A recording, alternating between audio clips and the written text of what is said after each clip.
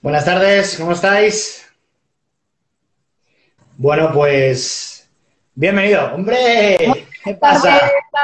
¿Cómo estás? muy bien, ¿tú? Muy bien, muy bien, muy bien. Aquí Gusto, un ratito más, con mucho gusto. ¿Me oyes bien, Mónica? perfecto, con Sí. muchas ganas. Sí, un tema interesante hoy. Vamos a dar unos minutillos a que se sigan conectando nuestros amigos, que es justo ahora a las 8. Y muy bien. Un tema interesante, como decía hoy, el que vamos a hablar y que creo que es relevante, ¿no? Porque muchas veces no tenemos esta consideración en la clínica hacia nuestros pacientes. Hablamos mucho de los procesos de regeneración, hablamos mucho de las fases de regeneración del tejido, pero cuando bioquímicamente, que sí sabemos mucho sobre el dolor y sobre los fibroblastos, osteoblastos que forman parte de esos procesos de recuperación, no tomamos en cuenta cómo salen fuertes esas células. Y eso es gracias a la nutrición, ¿no? Y en este caso, tú como experta, pues, pues un placer contar contigo otra vez, Mónica, porque Mil gracias por, bueno, pues por invitarme, ¿no? Porque nosotros sí que allí en Premium hacemos un trabajo mucho de coordinación entre las áreas de fisioterapia y de nutrición, pero es verdad que no es una cosa muy frecuente, ¿no? Y que quizá hay un desconocimiento, ¿no? De cómo si hacemos una buena sinergia, nuestros pacientes van a tener una recuperación más óptima, ¿no? Y de eso se trata. eso es, de hecho, otra vez puedo insistir, ¿no? El hilo de estas charlas que estamos desarrollando en las últimas semanas tienen que ver con el trabajo interdisciplinar, con el trabajo en equipo y, por supuesto, una parcela imprescindible en el trabajo en equipo en fisioterapia es la nutrición. Entonces, bueno, pues nuevamente vamos a hablar sobre ello. Tuvimos una primera parte que era hablar de la inflamación y el dolor, que estaríamos en esas fases tempranas de la recuperación de tejido. Y en este caso vamos a hablar en las fases ya de proliferación y maduración, donde a veces esa inmovilización pues se ve arrastrada y las consecuencias de la inmovilización las arrastramos durante todo el periodo de recuperación y pienso porque en la parte de nutrición, parece que perdemos a Mónica, a ver si la recuperamos. Bueno, estaba comentando, ¿no? Que a veces el no haber realizado un buen proceso en las fases a partir de esas 72 horas, ¿no? Después de la fase de inmovilización o la fase inflamatoria, necesitamos empezar a mover al individuo, empezar a reeducar su sistema muscular, su sistema neuromuscular, y cuanto mejor sea la calidad de esos ladrillos que llegan a ese sistema, mejor va a ser la recuperación a posteriori y, sobre todo, menor va a ser la pérdida de masa muscular. No te escapes, Mónica. Que tengo miedo escénico. No sé, mira, todo fue muy bien, pero justo ahora, pero yo te seguía escuchando y te seguía viendo, ¿eh? Lo que pasa Ah, sí. si yo no podía hablar, pues la cosa era un poco más aburrida. Bueno, seguro, porque yo ya estoy muy limitado en ese tema, así que eres tú la que va a aportar. Así que como me quede yo solo, la hemos liado. Bueno, no, Bueno, como estaba diciendo, ¿no? La importancia de la nutrición en el proceso de rehabilitación, readaptación, recuperación y vuelta a la vida, ¿no? del paciente, bien sea deportiva o bien sea normal.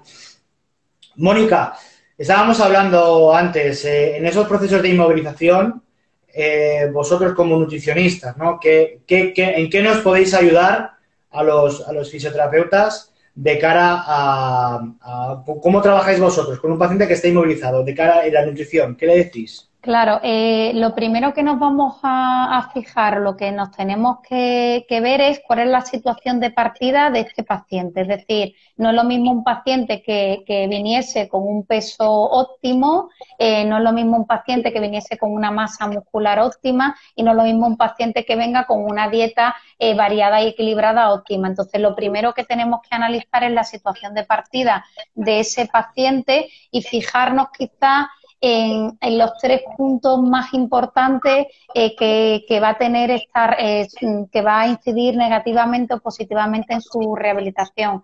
3 puntos: hidratación, Ujú. control calórico y aporte nutricional, y sobre todo hay que centrarse mucho en su masa muscular, porque son las 3 áreas que pueden hacer que este paciente o no tenga una recuperación óptima o que la tenga mucho más tardía en el tiempo.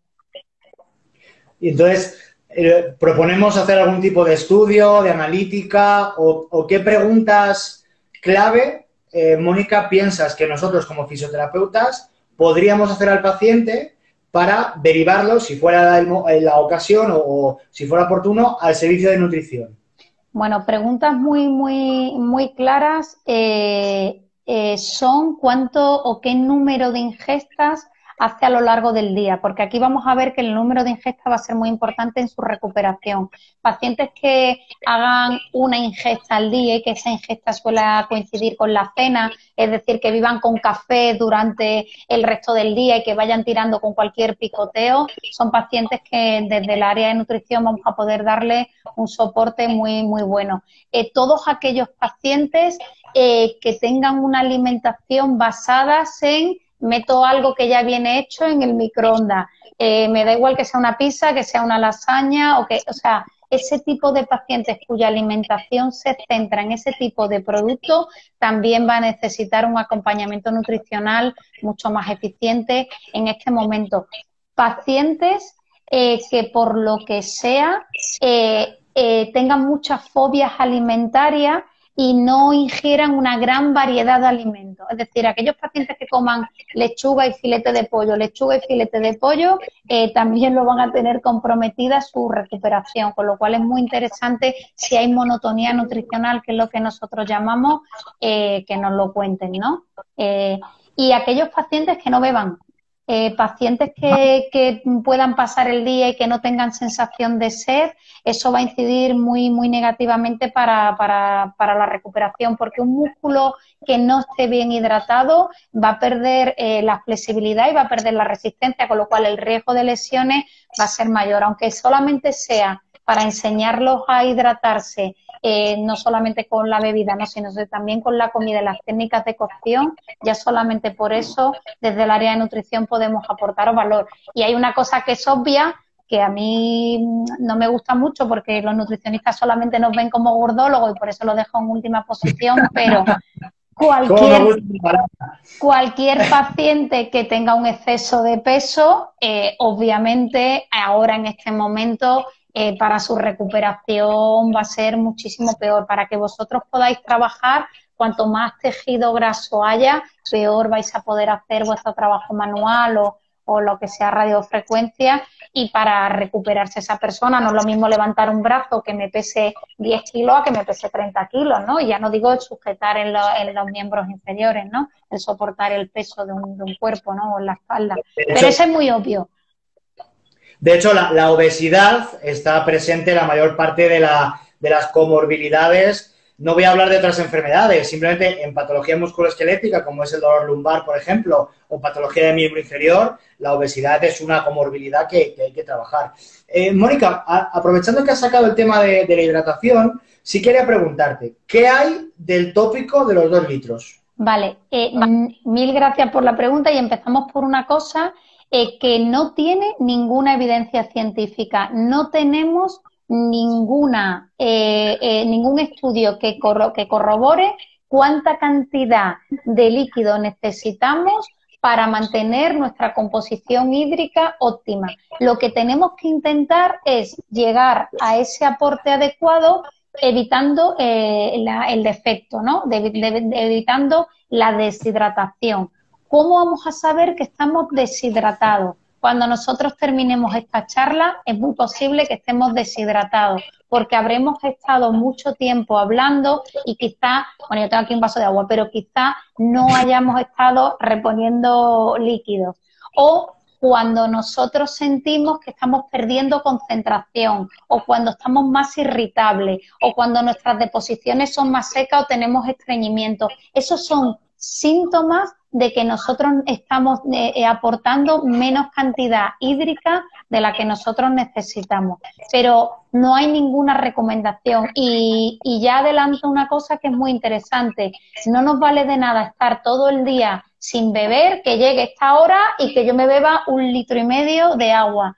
El cuerpo no es igual de eficiente a poquitos que a muchitos. Así que es mucho más interesante el hacerlo a lo largo del día.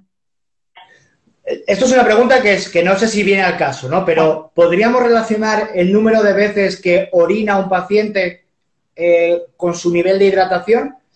Generalmente se recomienda 7 veces más o menos en vigilia y aceptablemente espaciadas a lo largo de esas 12, 14 o 16 horas, ¿no? ¿Tiene relación que un paciente haga pis 7 veces a que haga 4 o a que haga 10 con el nivel de hidratación o es independiente? Sí que tiene mucho que ver y nosotros en nutrición nos fijamos tanto en el número como en el color de esa orina. El color de esa orina nos va a informar muy bien si estamos trabajando bien todos nuestros órganos excretores o estamos teniendo algún problema en la excreción. Pero sí que si nosotros estamos haciendo una ingesta muy abundante de líquido o que sentimos que es muy abundante de líquido y no estoy yendo mucho al baño y no estoy perdiendo líquido por sudor, que la piel es el órgano excretor de agua más grande que nosotros tenemos, entonces ahí sí que hay que preocuparse porque mis riñones no están trabajando bien o no estoy teniendo una buena liberación de ese agua y estoy haciendo una retención de líquidos, ¿no? Entonces, pero sí que evidentemente es eso, unas 7 veces es un número muy interesante a lo largo del día y que esa orina sea lo menos amarilla posible, ¿no? Lo más pálida posible. Eso es muy, muy buen síntoma de que la persona se está hidratando de manera correcta. O sea que más allá de recomendar al paciente que beba 2 litros de agua, le podemos recomendar, oye, tu nivel de orina tiene que ser 7 veces al día, a lo largo de todo el día y de un color amarillo pálido y que no huela mal, ¿no? Sería otro dato, a lo mejor. Bueno, ahí podemos tener un problema porque si tomamos alimentos como con rico en tóxicos, como puede ser, y voy a poner uno muy claro, la asparraguina, que están los espárragos, es muy difícil que alguien que coma espárragos no le huela la orina, porque la asparraguina es muy olorosa. Pero ahí está, ¿no? Y es verdad que es muy fácil con ese número que tú has indicado súper bien, porque así sé que si me he sentado en mi mesa de trabajo a las 8 de la mañana, son las 12 de la mañana y no me he levantado, ya vas tarde. Ya. Sobre la esparraguina habría que hacer un estudio científico del tiempo que pasa desde que hueles el espárrago hasta que lo orinas, porque debe ser la sustancia del mundo que más rápido absorbe el cuerpo, porque es asombroso. Yo no sé, es tremendo. Nosotros no, pero los que beben cerveza también notan eso con la cerveza. Ya, yo no bebo cerveza. Bueno, yo tampoco. Ni cómo en mi caso es verdad porque no me gusta. A mí sí, lamentablemente sí, y mi cerveza de los fines de semana no me la quita nadie, eso faltaba ya.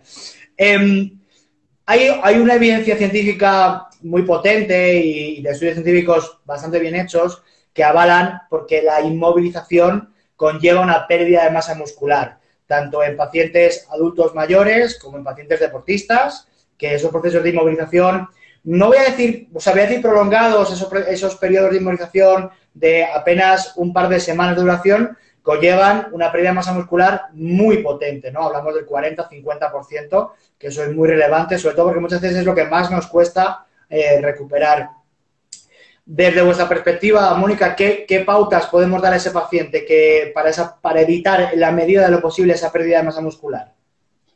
Claro, esa pérdida de masa muscular va a incidir en un montón de parámetros, porque, claro, lo que estamos perdiendo es tanto número como tamaño de fibras musculares, lo que estamos haciendo es que se va produciendo una atrofia y esa pérdida de masa muscular nos va a quitar fuerza, nos va a quitar funcionalidad y nos va a hacer que se produzca una resistencia a la insulina, con lo cual, claro, se va a favorecer los procesos de lipogénesis y esa tendencia a aumentar el peso va a ser mucho mayor porque hay mucho menor gasto energético y por esa resistencia a la insulina. Así que nosotros desde el área de nutrición o desde el abordaje nutricional tenemos que estar muy atentos a qué energía se le va a dar a ese paciente, porque ya sabemos que una dieta normocalórica le va a hacer que aumenten sus depósitos de grasa, pero tampoco puede ser muy estricta ni puede ser muy baja en calorías,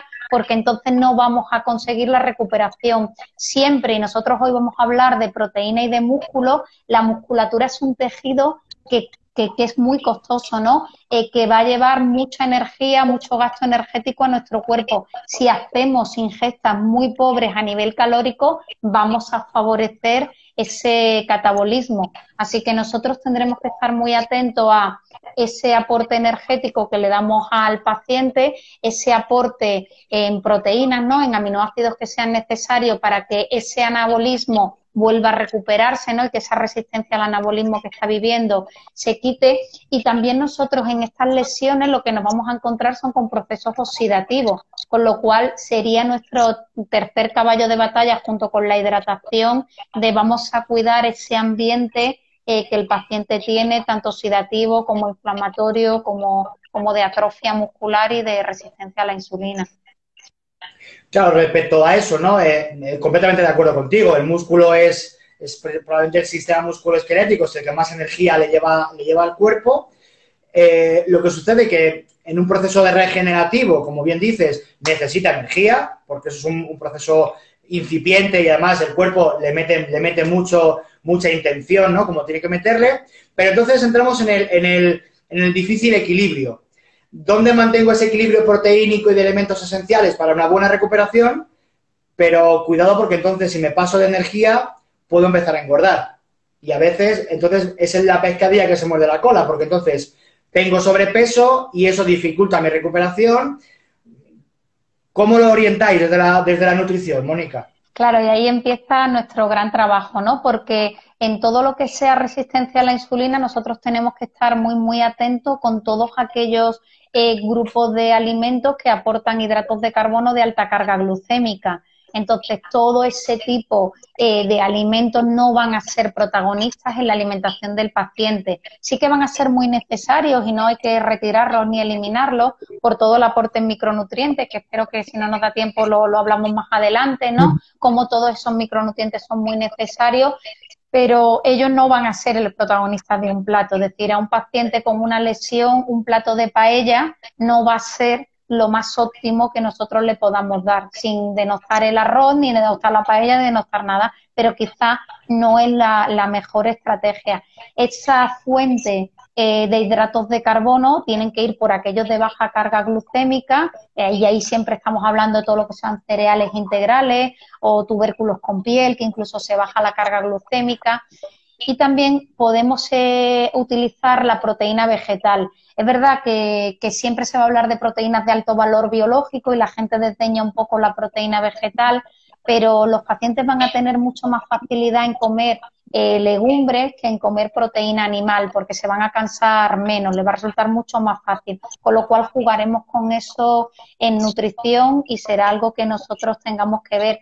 Y claro, el aporte proteico es muy necesario, pero lo que ocurre es que las proteínas son aburridas, las proteínas a los pacientes no les gustan y suele haber una desnutrición proteica. Así que ese aporte proteico lo tendremos que hacer no de golpe, sino en varias tomas a lo largo del día. Es mucho más fácil que un paciente se coma, pues un filete de salmón de 90 gramos en una comida principal y yo digo, pues yo sé que este paciente necesita 150 gramos de salmón y que de esos 90, esos 150, esos 60 gramitos yo se los dé en un tentempié a media mañana o a media tarde, metiendo otro grupo de alimentos. De esa manera al paciente le va a ser mucho más fácil y para nosotros ese aporte de aminoácidos va a ser más constante y la rehabilitación la recuperación va a ser mucho más eficiente. Claro, yo pienso que en esto de las proteínas, pienso que hay, que hasta cierto punto están, no sé si demonizadas o que culturalmente no sabemos comer proteína. Pienso que la dieta que llevamos está sobrecarbohidratada, infraproteinizada. No sé si existe esta palabra, me lo estoy inventando, ¿no? Pero mi sensación, ¿no? Cuando veo platos de comida de la gente, y yo soy muy fan, y un día me van a matar, de ver los carros de la compra. A mí me encanta hacer la compra porque soy un marujo y porque cotilleo en las líneas de pago, pues veo. Entonces, normalmente asocio el morfotipo del individuo que empuja el carro con su lista de la compra. Y en la lista de la compra que suelo observar hay mucho carbohidrato y muy poca proteína. Si esto además lo llamamos un proceso patológico, pues claro, esto es terrible.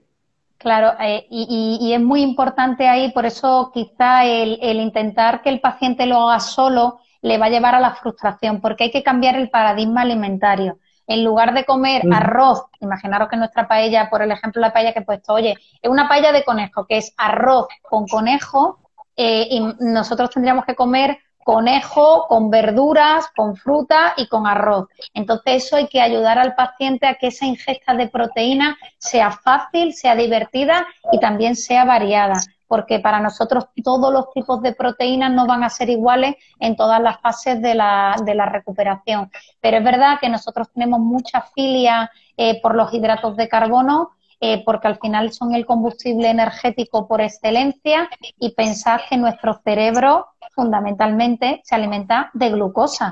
Entonces es el jefe el que elige qué comer. Entonces las proteínas no suelen ser algo que guste mucho, ¿no? Mira, en relación a esto que estabas diciendo, ¿no? El jefe elige qué comer y el estado de ánimo, qué importante es en un paciente que además está lesionado, ¿no? Que tiene su vida, sus actividades de la vida diaria están limitadas y a veces ese estado anímico pues también se perturba. Hablabas, ¿no? Que comer proteína es aburrida. Pues si encima una persona que está hastiada, que está con un malestar importante, si encima le propongo platos aburridos, como que eso otra vez vuelve a generar un estado de depresión, de ansiedad, que no suma. Al final convertimos eso en una bandera amarilla, ¿no? ¿Cómo de nuevo manejamos ese equilibrio en esa ansiedad? ¿No? Porque muchos pacientes también le dará por comer por el ansia. El ansia, efectivamente, ¿no? ¿Cómo gestionamos ese estado anímico a través de la alimentación sin que caigamos en el sobrepeso? Eso es. Y aquí nos va a venir muy bien, y aquí el protagonista es el triptófano. El triptófano es un aminoácido necesario para segregar serotonina. Entonces, tenemos que cuidar la alimentación de ese paciente en que no haya una deficiencia de triptófano. Además, también tenemos que procurar, que para eso también el triptófano nos va a ayudar, porque después con la melatonina, la calidad del sueño. Pacientes que duerman muy poco van a estar más irritables, van a estar más cansados. Entonces, tenemos que quitar todos aquellos alimentos que sean más excitantes en la última parte del día y procurar que su alimentación sea más rica en triptófano y en alimentos que nos van a favorecer más la producción de melatonina para el sueño. Ese es el abordaje que hacemos en pacientes, porque es normal que el estado de ánimo caiga. Cuando nosotros nos vemos limitados físicamente, nuestro cerebro sigue con todas las capacidades, pero es nuestro cuerpo el que no acompaña. Con lo cual está esa frustración y a veces nos comemos esa frustración, ¿no? El ansia. Entonces es muy importante el que los nutrientes que le demos a personas que sean, por ejemplo, más ricos en triptófano, que estén viviendo esta situación, y que no los tengamos muchas horas sin comer, porque cuando una persona está muchas horas sin comer, las elecciones que puede hacer en el picoteo van a ser elecciones mucho más ricas en sal, con lo cual la retención de líquidos va a ser mucho mayor, mucho más rica en hidratos de carbono, de estos de alta carga glucémica, en todo lo que son harinas refinadas. Estoy pensando en patatas fritas, en galletas, en bollos, en cosas así, y muy ricas en unas grasas más inflamatorias, ¿no? Que de la grasa no hemos hablado, pero es verdad que hay que cuidar también mucho el tipo de grasa que estamos comiendo. Con lo cual, estos pacientes tendríamos que estar muy atentos de su ingesta de triptófano y que no tuviese ingestas muy espaciadas.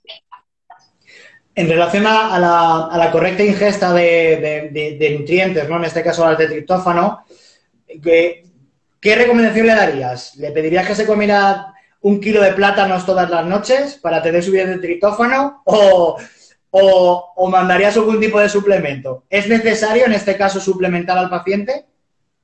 No, mira, porque si vemos las fuentes más interesantes de triptófano, van a estar en pescado, van a estar en lácteos, están en cereales integrales, es decir, que todo eso necesitamos incorporarlo en su alimentación en el día a día.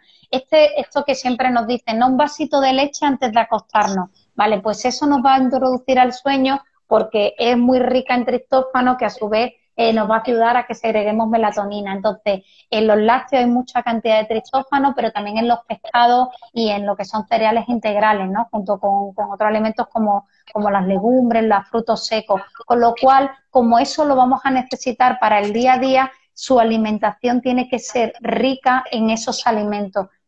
Por eso podemos aprovechar lo que he dicho antes. Oye, si yo en un tentempié aprovecho y meto un alimento proteico, estoy matando dos pájaros de un tiro, porque estoy dando aminoácidos necesarios para toda esa recuperación muscular y estoy dando micronutrientes, ¿no? Como son vitaminas, minerales y para toda esa función de recuperación y de mejora del estado de ánimo. Bueno, pues perfecto. Hablando de suplementos, ¿qué te parece pues, la creatina, ¿no? Que hablamos mucho siempre de no perder masa muscular o de hipertrofia muscular. Y entonces, en estos pacientes que quizás necesiten un aporte, o en general, antes de meterlo en creatina, ¿qué hacemos con los suplementos? ¿Suplementos sí, suplementos no? De entrada, suplementar a un paciente sin conocer su estado nutricional previo puede ser que sea peor el remedio que la enfermedad. Hay dos cosas que se van a suplementar, ¿no? O que puede el paciente ser sensible de suplementación, ¿no? Todo lo que son antiinflamatorios, antioxidantes y suplementos como el que tú has dicho, ¿no? Como la creatina. Pero ojo por la evidencia científica que hay y ojo por si realmente el paciente necesita de esa suplementación. La leucina es el aminoácido que mejor va a incidir, ¿no? en la producción, ¿no? Más importante para esa formación muscular. Pues nos suplementamos con leucina. Joder, pero es que la leucina está en los huevos, está en el pescado, está en la carne, está en los lácteos, es decir, es que lo que es más interesante es no jugar a suplementarnos y jugar a alimentarnos, porque es muy importante no solamente esos macronutrientes, sino esos micronutrientes que yo estoy tomando, porque, oye, el proceso inflamatorio es muy necesario para la recuperación de la lesión. Si nosotros nos tomamos una suplementación con algo que es muy antiinflamatorio, como pueden ser los ácidos grasos omega 3, estamos haciendo que ese paciente no tenga una recuperación. Pero si nosotros nos tomamos ese ácido graso omega 3 dentro de un pescado azul o dentro de semillas como la de lino o frutos secos como las nueces, a ese paciente le estamos dando ese punch para que la ratio omega 3 y omega 6 sea un poco más favorable a esa desinflamación para que haya menos dolor, como nosotros hablamos en la otra charla, y podamos tener una mejor abordaje por vuestra parte en fisioterapia. Así que yo suplementación de entrada, no. Hay poca evidencia de una suplementación sí o sí tal. La creatina quizá sea la que está como muy dividida así la evidencia. ¿Por qué? Porque es verdad que en esa pérdida de fibras musculares, ¿no? En esa pérdida de fuerza, en esa atrofia muscular, la creatina sí que puede jugar un rol muy interesante, porque la creatina va a darnos ese empuje de fuerza, va a hacer que la pérdida de fuerza sea menor, ¿no? Hay estudios que te dicen, si se suplementa, la pérdida de fuerza va a estar en torno a un menos un 20 o un 30%, no es una pérdida tan grande. Pero ojo con la suplementación de creatina a gogo y sin ninguna visión nutricional más, porque puede que al final estemos metiendo mucha, porque claro, cuando el músculo crece también mete mucha agua dentro del músculo y entonces, bueno, a ver si después hay un una sobrehidratación muscular que tampoco nos viene muy bien. Entonces, yo eso sí que cuando nosotros trabajamos con esa suplementación es cuando a nivel nutricional vemos que el catabolismo es mayor que el anabolismo y entonces eso en semana 3 o en semana 4, bueno, pues ya sí que se puede contemplar. Pero de repente entra el paciente por la puerta, váyase usted con su creatina, no. Quizá en ese sentido lo que hablabas antes, ¿no? Hay que analizar al paciente, ver qué tipo de alimentación lleva y a partir de ahí se decide si no... Porque muchas veces pienso que es que antes de meter cosas hay que sacar otras, hay que cambiar hábitos poco saludables del paciente y una vez tengamos unos hábitos saludables establecidos, a partir de ahí, si fuera necesario, se suplementa. Pero, como tú dices, ¿no? Suplementar de base sin conocer al paciente creo que no tiene sentido, ¿no? Y en este caso los expertos y competentes en la materia de nutrición sois vosotros, ¿no? A veces en fisioterapia, ¿no? Y por no meterme en un jardín, pero siempre hablamos de intrusismo en determinados aspectos y a veces nosotros mismos somos extrusistas, ¿no? Ya lo hablamos en la charla de inflamación y dolor y ya dijimos que la nutrición era la profesión más bueno, prostituida, voy a decir, del mundo, porque todo el mundo sabía de nutrición y en este caso, pues no deja de ser otra vez un caballo de batalla que tenéis ahí tan fuerte y que necesitamos precisamente saber. Nosotros tenemos un compañero de la universidad que suele decir que con el tema de la suplementación, que si no está bien hecha, lo que suele dar es una orina muy cara, generalmente. Nada más, no aporta mucho más si no está bien establecida por vosotros, ¿no? Sí, bueno, o una sobrecarga hepática y una sobrecarga renal, ¿no? Es que siempre pensamos, ¿no? Con todo el tema de la suplementación se piensa o me hace bien o no pasa nada. Pero claro, sí que pasa, ¿no? Por ejemplo, la vitamina E es un potentísimo antioxidante, nos ayuda mucho al fortalecimiento de la musculatura, con lo cual, oye, pues me tomo vitamina E y me la suplemento ya, pero es que la vitamina E es una vitamina liposoluble, es decir, que vamos a poder tener riesgo de lipotoxicidad, es decir, si yo me la como, es muy difícil que yo comiendo aguacate, comiendo almendras, tomándome cereales integrales, yo sufra de eso, pero es muy fácil que nosotros caigamos en esto, igual que la vitamina A, también puede ser muy interesante tanto la provitamina A de la zanahoria o de cosas vegetales como el brócoli, como la vitamina A, también tiene una importancia básica en el desarrollo muscular, pero vuelve a ser otra vitamina liposoluble. Entonces, ahora ya me tomo otra pastillita con esta. Entonces, creo que como al final está en alimentos que nos van a dar vitaminas, que nos van a dar proteínas, que nos van a dar minerales, si acogemos proteína vegetal nos van a dar hidratos de carbono de baja carga glucémica, como al final eso es lo que necesita el paciente, es mucho más interesante el aprovechar esta lesión y esta oportunidad para hacer un cambio de hábitos de alimentación hacia el resto de su vida, porque no va a ser solamente aquí puntual, que no empezar a suplementar, ¿no? Porque es que al final nuestra alimentación sería tan grande de pastillitas que sería muy, muy aburrido, ¿no? Al final, y que no tiene un efecto positivo, es decir, que yo me esté tomando ácidos grasos omega 3 suplementados y que yo después me vaya a comerme hamburguesa con patatas fritas en aceite de palma y me tome un brownie, esos ácidos grasos omega 3 no pueden hacer absolutamente nada con todo lo que me he inflamado yo comiendo. No hay equilibrio. Si además no hago deporte, fumo, bebo alcohol y me tiro 16 horas sentado, entonces ya redondeamos la jugada. Bueno, el alcohol te lo cojo, espera, te cojo el alcohol porque el alcohol para todas estas personas, el alcohol deshidrata un montón. Así que cualquier paciente que esté con una lesión deberíamos de procurar que bajase sus niveles de alcohol a cero. El alcohol no es recomendable nunca, pero en un proceso de lesión va a incidir mucho más negativamente en su recuperación. Pues es importante, ¿no? Y sobre todo que hagamos ver al paciente dentro de esos procesos tempranos de recuperación, porque, como decía, ¿no? A veces nos empeñamos en bajar la inflamación a base de AINES y de otros medicamentos, pero los hábitos tóxicos que tiene el paciente no los manejamos y, por lo tanto, no tiene demasiado sentido. Mónica, hablabas antes que dependiendo del momento de la recuperación era interesante ingerir un determinado tipo de proteína. ¿De qué depende? Mira, eso está muy linkeado a lo que estamos hablando de que no es lo mismo un suplemento que un alimento. Cuando nosotros tomamos proteínas animales, no solamente estamos recibiendo el aporte de todos esos aminoácidos, sino que también recibimos la grasa que conlleva o que tiene ese animal, que conlleva esa proteína.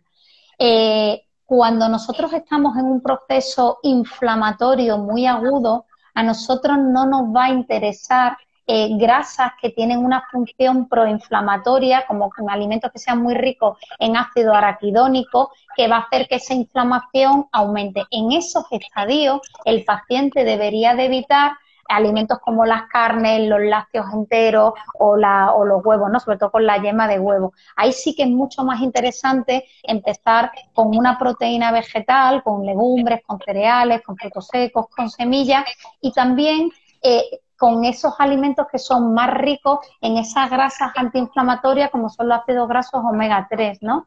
Pescados azules, ¿no? Que son muy ricos en EPA, ¿no? En cosas pentahexanoicos. Entonces, esa en la primera etapa es así. Pero ¿qué ocurre? Que cuando estamos buscando cicatrización, a mí ya no me interesa tener una ratio omega 3, omega 6 muy rica o muy decantada hacia los omega 3. ¿Por qué? Porque los ácidos grasos omega 6 permiten la proliferación celular y son agregantes plaquetarios. Es decir, que si yo me estoy suplementando con ácidos grasos omega 3 y estoy buscando una cicatrización, no la voy a conseguir. Con lo cual, en esa etapa, cuando estemos buscando cicatrización... Se te corta, Mónica. Ay, ¿se me ha cortado? ¿Y se ahora? Te ha cortado, sí. Ahora sí, ahora vale. Sí se te oye. Cuando estemos en cicatrización, la balanza se tiene que decantar más hacia los ácidos grasos omega 6 y menos hacia los ácidos grasos omega 3. Con lo cual ahí sí que es mucho más interesante el que aparezcan las carnes de pollo, las carnes de conejo, la carne de ternera, la carne de cerdo, ese tipo de alimentos. Respecto a la proporción grasa-proteína, ¿qué tipo de carne tiene mayor porcentaje de proteína o la relación es más a favor de la proteína y qué tipo de carne es menor? Toda la carne tienen proteínas de alto valor biológico, ¿no? Tienen todos los aminoácidos esenciales, pero no toda la carne tiene la misma cantidad de grasa. Una forma muy, muy fácil de detectar que tiene más o menos cantidad de grasa es preguntarle a nuestra lengua. El sabor está en la grasa. Cuando un alimento es muy rico en grasa, va a tener mucha potencia de sabor. Y cuando un alimento es pobre en grasa, va a tener mucha potencia de sabor, muy poca potencia de sabor. Yo siempre en consulta pongo este ejemplo. Oye, un tallo de apio, bueno, un tallo de apio tiene una potencia de sabor interesante. Un foie. Ostras, que claro, donde llega el foie, el apio no ha salido ni de casa. ¿Qué diferencia entre el foie y el apio? Que el foie tiene mucha cantidad de grasa. Ahora, lo siguiente que tenemos que ver es, oye, si son grasas de un animal terrestre, ¿no? Si son grasas de carnes, yo ya sé que son muy ricas en ácido araquidónico, con lo cual va a favorecer esos procesos inflamatorios. Dependiendo de en qué situación estemos, habrá que meterla con una o con otra frecuencia. Y un cerdo es un cerdo, pero no es lo mismo comernos una carrillera de cerdo a comernos un solomillo de cerdo.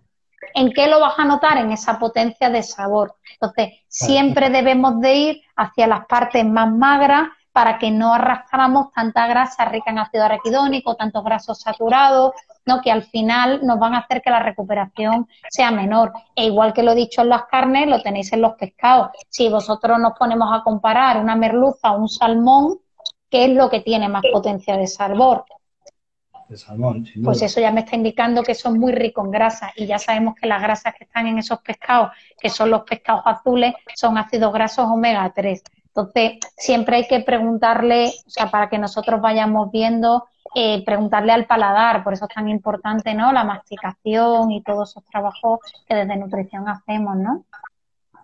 Qué bueno. No, me parece muy interesante, ¿no? Cómo has matizado cómo empezar con proteína vegetal en un principio y a medida que va disminuyendo ese proceso inflamatorio, enriquecerlo con proteína animal, por lo que tú has dicho, ¿no? Porque la riqueza de aminoácidos de la proteína vegetal pues no es completa y sin embargo el animal sí lo es. Yo hasta ahora detectaba la grasa de la carne porque se quedaba más seca que una zapatilla a la sartén o no. Entonces, el solomillo de cerdo concretamente, como te pases medio segundo, eso no se lo come nadie, se queda como un mazacote.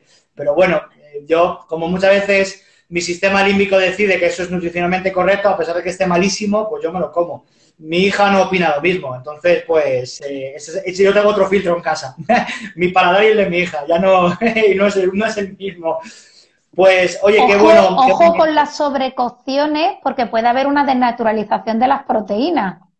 Entonces, claro, nutricionalmente no es lo mismo algo achicharrado en una barbacoa, ya no digo todos los benceno y toda esta historia que pueden ser cancerígenos, ¿no? Cómo nosotros deterioramos esas cadenas de aminoácidos. Entonces, el punto es súper importante en todas partes y en cocina también. Estoy absolutamente de acuerdo contigo y de hecho es un hilo que abriremos otro día, pero desde luego lo comparto contigo enteramente porque yo soy, bueno, ya me conoces, soy muy fan de la alimentación, de la nutrición sana y veo muchas personas, ¿no?, que se vuelven locos comprando alimentos ultra biológicos y súper ecos y luego lo meten en la olla a presión, que dices, ya está, ya se ha acabado, ya se ha acabado. O lo dejan cociendo una hora, ¿no? Hasta que, pues ya está, tampoco. O al horno a 250 grados, pues ya has matado el alimento. Pero eso otro día porque esa es lo que yo le llamo la tercera variable de la nutrición y que, claro, si a un paciente cambiarle el paradigma que tú comentabas antes del carbohidrato-proteína, de los hábitos y comidas variadas, yo muchas veces hablo del arco iris en la cesta de la compra, ¿no? Que procuren llevar el máximo de colores en la cesta de la compra porque significa que va a haber variedad dentro de la lista de la compra. Si ya le meto el tema de que no cocinen a alta temperatura, cocinado al vapor, pues el paciente dice, mira, déjalo, ya sigo comiendo y Me encanta tu arco iris porque el arco iris siempre nos va a dar, sobre todo de los micronutrientes, ¿no? Nos va a decir cuanto menos color haya en un plato, warning, warning, warning, peligro. Así que tu cesta de la compra con mucho arco iris, ¿no? Con mucho color y con poco packaging. Cuantas más cajas y cuantas más cosas envasadas tengáis en la cesta de la compra, mucho más complicado va a ser esa alimentación o va a ser esa nutrición por todos esos apellidos de todos esos aditivos que puedan tener, que también pueden incidir de manera negativa en nuestra recuperación. Yo veo, digo, que aquí hay una pregunta que pone, Mónica, esos batidos, pero a ver. Te la digo yo, no te preocupes. Nos pregunta nuestro amigo Alberto, nos dice que habla sobre las proteínas, los batidos de proteínas, ¿no? Dice la suplementación en polvo. Claro, la alimentación en polvo. Dice que si es sobremusculación puede provocar lesiones en articulaciones como la rodilla, a eso si quieres te contesto yo, y que si los batidos son dañinos o simplemente son un poco sin sentido. Sobre lo primero, sobre la alimentación y el daño articular, pues en principio va a depender del equilibrio que exista en esa articulación sobre un sistema, una cadena cinética global, un sistema global de movimiento, etcétera, etcétera. El hecho de que un músculo sea voluminoso no implica que sea funcional. Puede ser muy grande, muy gordo. De hecho, el ser humano es el único animal de la naturaleza que hace ejercicio para hipertrofiar. Es el único animal de la naturaleza, para presumir, para hipertrofiar. Y hay mucha gente hipertrófica que no es funcional y hay mucha gente hipertrófica que vemos en consulta que están anatómica y estructuralmente destrozados, con hernias discales. Es decir, o sea, la hipertrofia no nos protege de lesiones. Incluso voy a decir todo lo contrario. Por lo tanto, en ese sentido, la suplementación para hipertrofia y demás no va a tener lógica. Lo otro ya te lo dejo a ti. Bueno, pues a nivel nutricional, todo el mundo, ¿no? Como ya lo hemos titulado en la charla, todo el mundo sabe que las proteínas para este tipo de pacientes van a ser muy interesantes y van a ser muy necesarias. Hemos hablado de proteínas de alto valor biológico y tal, pero las proteínas tienen una cara B, o sea, una ingesta muy elevada de proteínas va a provocar acidez, con lo cual nuestro sistema tampón va a tener que trabajar y esa acidez sí que ataca a todas esas articulaciones, sí que ataca a todos esos tejidos, con lo cual crear un ambiente con mucha acidez en nuestro organismo no va a ser positivo. Las proteínas son muy necesarias, pero la suplementación tiene que estar pautada, porque hay gente que se echa 3 cazos, que eso equivale a comerse 14 kilos de merluza en una sentada. Nuestro cuerpo no está preparado para, claro, ahí en sobre lo agito y me lo tomo, no me entero, sin sentido, ¿no? Pero hay que tener mucho cuidado con toda esa suplementación proteica, porque puede ser peor el remedio que la enfermedad. ¿Es necesaria la suplementación proteica? Bueno, si el paciente no responde a un abordaje nutricional, tendremos que hacer sinergia entre los alimentos y esa suplementación proteica, ¿no? Porque le sea más fácil, pero hay que controlar mucho en qué cantidad, qué tipo de proteína, ¿no? Vamos a de cáñamo, de guisante, de suero de leche, qué cantidad de azúcares tienen esas proteínas, qué pureza, qué proceso de extracción. Es decir, que para torear ese toro hay que tener esa educación nutricional previa para entender el etiquetado, para entender las diferencias, y de nada me vale el tomarme una proteína con sabor a tutti frutti que tiene un montón de saborizantes o un montón de edulcorantes. Si vamos a hacer esa suplementación, que siempre sea pautada y que nunca sea alegremente.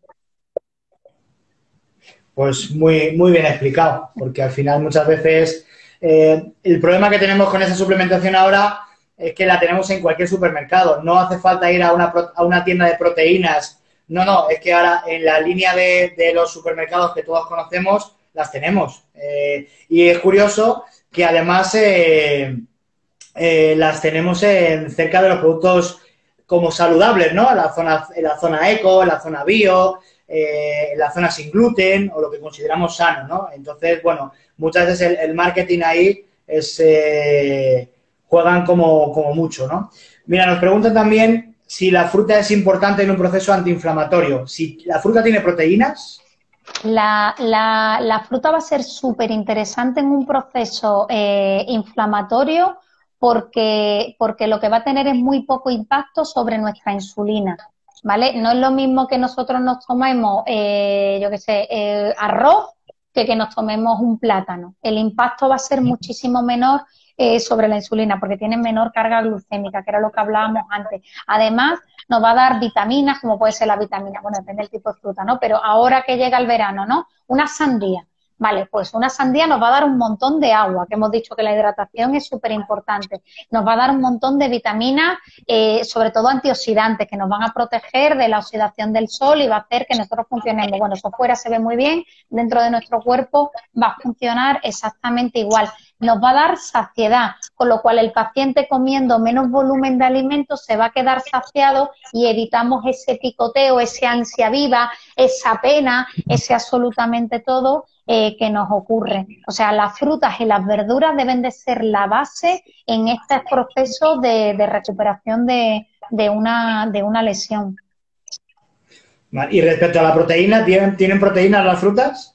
No. Las proteínas solamente van a estar, bueno, a ver, todos los alimentos tienen, porque no hay un alimento puro, pero no comeríamos ninguna fruta por su aporte proteico, porque no es significativo.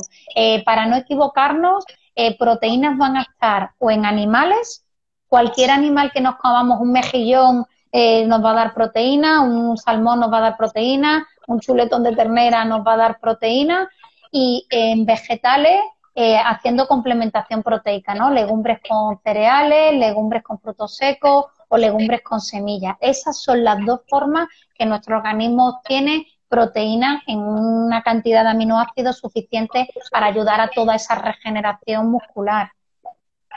Vale. Mira, en la siguiente pregunta nos dicen que si proteínas para adultos mayores o diabéticos, ¿cuál sería? Y aquí sí que me gustaría puntualizar que el mayor problema que tenemos a día de hoy en nuestra sociedad es la sarcopenia, que es la pérdida de masa muscular, y esa pérdida de masa muscular tiene que ver con la alimentación inadecuada, pero sobre todo tiene que ver con el sedentarismo y la falta de movimiento que tenemos en la sociedad actual. Lo que más y mejor músculo crea es el movimiento. Y en nuestros adultos mayores, a día de hoy, la sarcopenia genera entre 3 y 4 veces más gastos indirectos que la osteoporosis. Todo el mundo tiene muy claro lo que es la osteoporosis y todo el mundo tiene claro, voy a decir claro y lo voy a decir en bruto, ¿no? Que hay que tomar calcio para el hueso. Sin embargo, cuando hablamos de sarcopenia, provoca entre 3 y 4 veces más daño a la sociedad, está oculta, no nos damos cuenta y la solución que tiene es más fácil todavía, que es moverse. Entonces, ¿podemos suplementar? Sí, pero vuelvo a lo de antes. No tiene sentido suplementar a un paciente adulto mayor si no le estoy invitando a moverse, si no le estoy cambiando hábitos de movimiento. Y un adulto mayor puede y debe moverse perfectamente y además el entrenamiento de fuerza en adultos mayores es uno de los mayores predictores, o voy a decir, mejoradores de la calidad de vida de estos adultos mayores. Entonces, y en el caso que nos preguntaban, ¿no? Que encima son diabéticos, el ejercicio físico me permite ese consumo de glucosa. Entonces es un win-to-win, eso no te lo va a hacer ninguna suplementación. Y ojo con las suplementaciones, porque primero, no tienen nada que ver con la realidad gastronómica de nuestro... Mónica, se está cortando. Ay, a ver, hola, hola, hola, hola. Ahora. Hablaba de estos pacientes diabéticos, ¿no? Que ¿se me escucha bien? ¿Sí? Se te corta ahí un poquito. A ver, me voy a quitar ahí está que... Esto ya que es la hora, yo que sé que nos están echando, ¿no? Sí.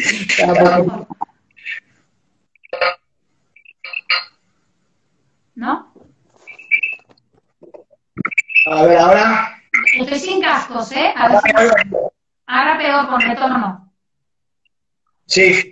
Vale, pues me pongo los cascos otra vez. Hablaba que además la pregunta era sobre diabéticos. Entonces ya no solamente vamos a cuidar la sarcopenia, sino que un diabético tiene que moverse para quemar y para favorecer mucho esa gestión de la glucemia en sangre. Además, el suplementar a un adulto con una proteína en polvo no tiene nada que ver con su realidad gastronómica. Es un cambio total porque no lo han tomado a lo largo de su vida en ningún momento, no hay cultura. A un paciente mayor que aprenda a comer proteína suficiente y una forma muy sencilla que también nos va a ayudar a regular esa glucemia es metiendo esas proteínas en muchas tomas, atomizándolas.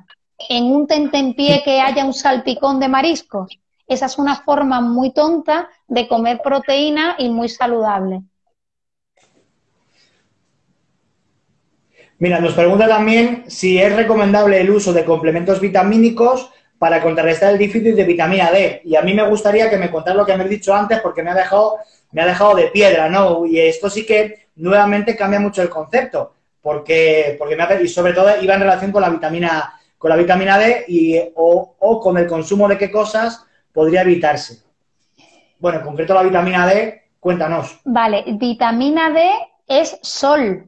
El gran aportador de provitamina D son los rayos solares, por eso es tan importante la exposición a la luz solar, pero la exposición a la luz solar directa, que era lo que hablábamos antes Diego y yo, si os quedáis detrás de una ventana, eso ya no tiene ningún beneficio para coger esa provitamina D. Si es que en vuestra casa tenéis un área que os entre el sol, abrid la ventana o corred la ventana para que el sol os dé directo. ¿Y cuáles son las mejores horas? Cuando amanece, porque el sol está abajo y os va a recorrer mucha más superficie, o cuando anochece, que el sol está abajo y vais a tener mucha más superficie. En las horas del día el sol es muy fuerte y nos da en muy poca parte de nuestro cuerpo. Corremos más riesgo de abrasiones que de poder sintetizar toda esa vitamina D. Así que a quien madruga Dios le ayuda, con la vitamina D es muy necesario. Entonces, a todas aquellas personas que tengáis una deficiencia de vitamina D es ir a caminar con la mayor superficie de piel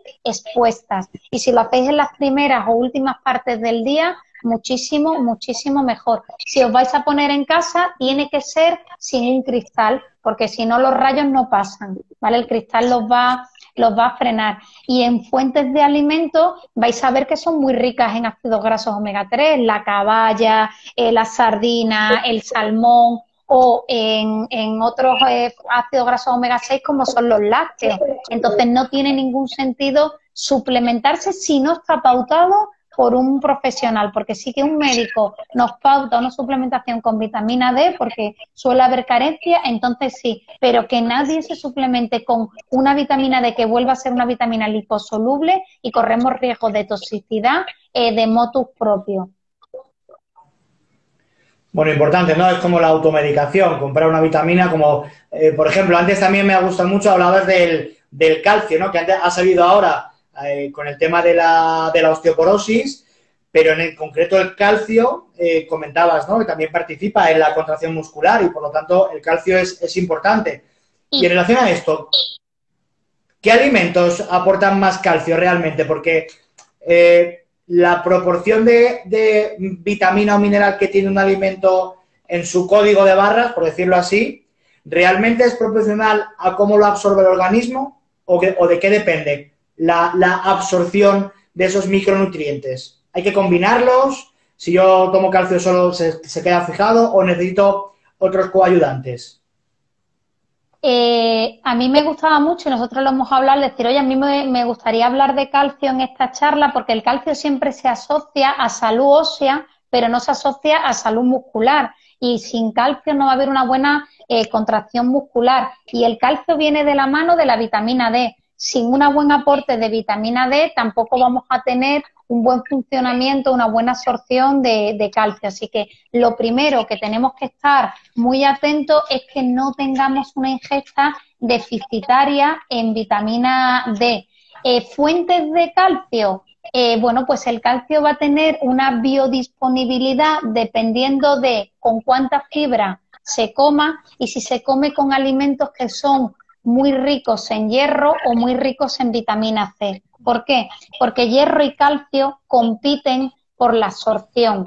Entonces, si en esa ingesta yo añado vitamina C, es decir, si yo me tomo unos pimientos, me tomo un tomate, le echo un chorro de limón, yo estoy favoreciendo la absorción de hierro frente a la absorción de calcio. Entonces, cuando estemos buscando calcio, no hagamos una ingesta muy abundante en vitamina C, porque entonces estamos haciendo que esa absorción sea menor. Como tampoco hacer una ingesta que sea muy abundante en fibra, porque parte de ese calcio se va a quedar en esa fibra y no va a poder absorberse. ¿Dónde está el calcio? Bueno, pues donde más calcio hay en nuestro cuerpo es en nuestros huesos, con lo cual en donde más calcio hay es en los huesos de los animales. Entonces, lo primero que yo le digo a todo el mundo es quien quiera comer calcio, que se coma los huesos de los animales. Y esto sí que suena así un poco neandertal, todos hemos comido huesos de animales, ahora lo voy a decir. Imaginaros, yo que soy de Málaga, unos boquerones fritos. En unos boquerones fritos, esa espina está tan sumamente blanda que no tengo ningún problema. Unas sardinas en lata. Esa espina está tan sumamente blanda que no tengo ningún problema en comérmela. Eso es donde más fuente de calcio va a haber por encima de todo. ¿En la cáscara de huevo? En la cáscara de huevo también, pero ahí ya estamos haciendo una transgresión alimentaria. ¿Por qué? Porque yo no conozco a nadie que se coma las cáscaras de huevo. Ahí habría que pulirlas, meterla en polvo y es verdad que se puede hacer. Pero eso es ya buscar una suplementación en lugar de intentar comer calcio de una manera natural en nuestra realidad gastronómica. Pero evidentemente la cáscara de huevo es puro calcio, es la estructura ósea, por así decirlo, de ese huevo. En lácteos, en sardinas, en almendras, en garbanzo, en brócoli, en perejil, es decir, no solamente en los lácteos está el calcio está en muchos otros alimentos, pero simplemente lo que quiero es que si hacemos esa alimentación arcoíris que tú decías, ahí vas a tener un aporte de calcio óptimo, no hay que preocuparse nada más, sino simplemente es no echarle mucha vitamina C en esa ingesta. Y ya. ¿Ya? Porque no sé el tiempo que nos queda, pero nos debe quedar un minuto, una cosa así. Nada, y 21. Mónica, mil gracias porque, como siempre, me ha encantado la charla. Creo que hemos aportado muchísimo conocimiento básico para la mayoría de nosotros y que, una vez más, de verdad, cuando tengamos un paciente en consulta y tengamos dudas sobre un comportamiento, derivemos y apoyémonos en profesionales, pues en este caso con nutrición. Nosotros tenemos la suerte en el equipo de tener a Mónica Bueno, y de verdad es tan importante derivar, porque todos estos pequeños datos que nos has dado forman parte de un gran mundo que es la nutrición y además, fíjate que de cosas tan sencillas y que desconocemos la mayoría, ¿no? Y son tan básicas desde el punto de vista nutricional y tan desconocidas para nosotros y que a veces, pues por el hecho de tratar de empatizar o de hacer un favor al paciente, le estamos metiendo en un lío.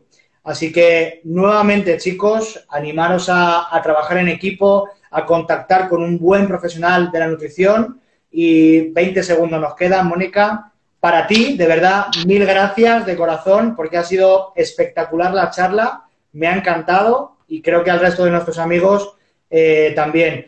Nada más, gracias a todos, os esperamos el lunes que viene a las 8 de la tarde hablando de psicología y fisioterapia, el gran tabú. Y nada, un placer, un beso enorme para todos y uno más grande para ti, Mónica.